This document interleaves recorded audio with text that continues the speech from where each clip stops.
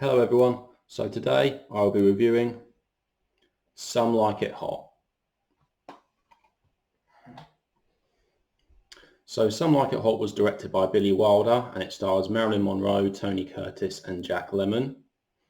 And in this film we see that it is set in Chicago in 1929 and Jack Lemmon and Tony Curtis, they played two musicians in Chicago and they witnessed the St. Valentine's Day Massacre.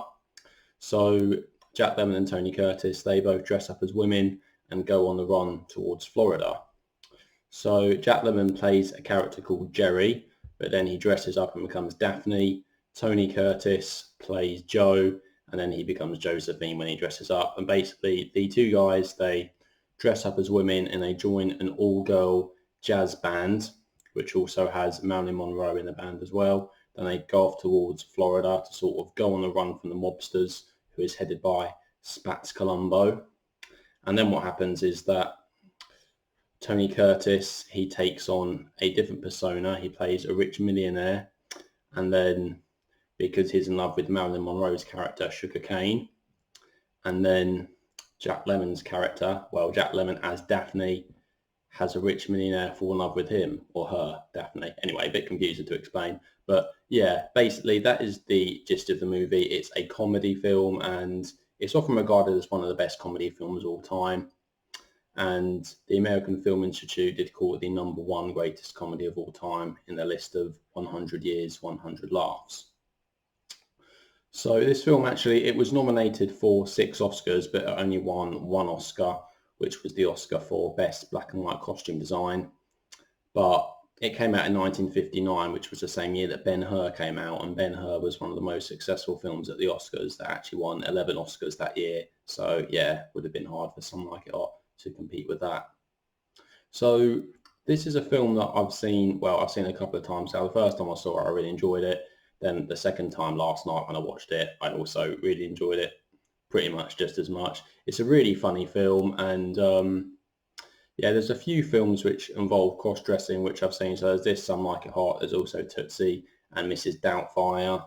But this I think is the funniest of them, and I think the reason it works so well is because of the banter between Tony Curtis and Jack Lemmon. They're always so funny together in their scenes when they're in drag, and also when they're not at the start of the film, they're also very funny as well. It's just the back and forth chat between them and the contrast between the two characters. So Tony Curtis as Joe, he's a lot more serious than Jerry, Jack Lemmon's character. So Jack Lemmon's character Jerry, he's always at the start of the film, he's very distracted by the women in the band, particularly Marilyn Monroe's character Sugar Cane, whereas Tony Curtis, Joe, is obviously a lot more serious and wants to, remain in disguise and keep this effort going so that nobody realizes that they're actually men. And it's just very funny, all the scenes where they're talking in their male voices, dressed up as women, and sort of trying to take the situation seriously, but also trying to figure out a way to make it work. It's all just very funny. There's so many funny lines in this film, so many funny scenes, and it all just works so well. And obviously Marilyn Monroe's character is very interesting as well. She's Sugar Cane in this film, and this was one of Marilyn Monroe's last major film roles before her tragic death a few years later in 1962. So Sugar Cane as a character is very interesting because Sugar wants to marry a millionaire and she ends up falling in love with Tony Curtis's character, or Tony Curtis's alter ego, because Tony Curtis's character Joe, as well as pretend to be a woman, he also pretends to be a millionaire as well, and pretends to own a yacht and take Sugar Cane onto this yacht. And then there's a brilliant scene with the two of them together. But eventually Sugar does realise that she loves Tony Curtis's character for who he is, and not just because he's a millionaire, because obviously he's not a millionaire after all. Anyway, it's a bit confusing to explain because of the different identities, because the jazz players and they're in drag, and then obviously Tony Curtis's character Joe tends to be a millionaire as well. Yeah, quite difficult to keep up with basically, but there we go, that's the gist of it.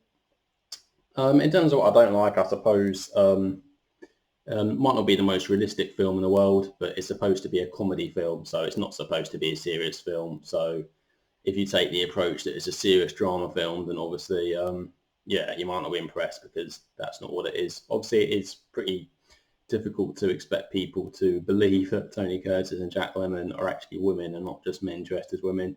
It does seem pretty obvious when you see them next to all the other ladies in a jazz band. But anyway, like I said, it's a comedy film. It's not serious. So don't go in with that mindset. You've got to have a laugh. You've got to appreciate this film for all its funny moments and all its comedic talent that it produces. It's all very funny. There's so many scenes in this film which are absolutely hilarious, particularly the end scene. The end scene is the best. I won't ruin it for you in case you haven't seen it, but the last line in this film is quite iconic when they're on the boat and they're all driving off.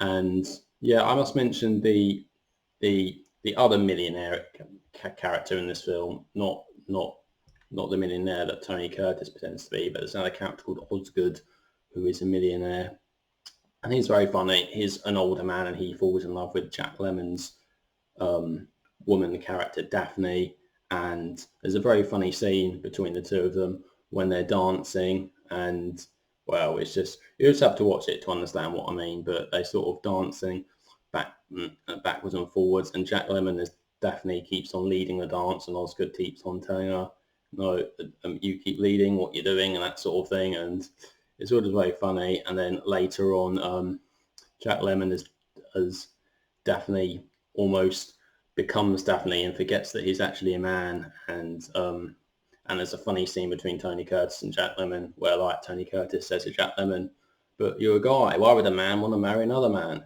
And then Jack Lemmon's character says, security, that's why.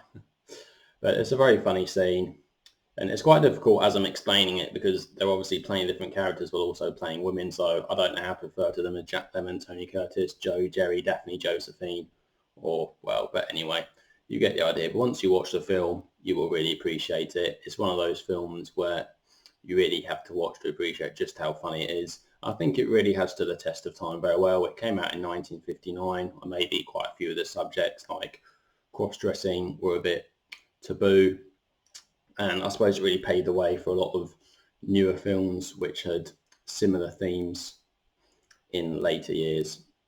So yeah, I have to say, I think this is one of my favourite classic Hollywood comedy films of all time. I really do think it really makes me laugh. I really enjoy it, and I think most people should find it funny, depending what your sense of humour is like. Obviously, comedy films can be quite subjective. Some people might not like this film, which is fair enough. But if you've got a good sense of humour, then I think you should be able to have fun with this film, and you should be able to enjoy it. So I'm going to give Some Like It Hot a rating of 9 out of 10.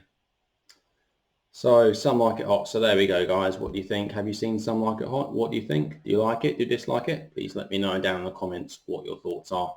Anyway, thank you all very much for watching. I'll see you guys in the next video. Take care.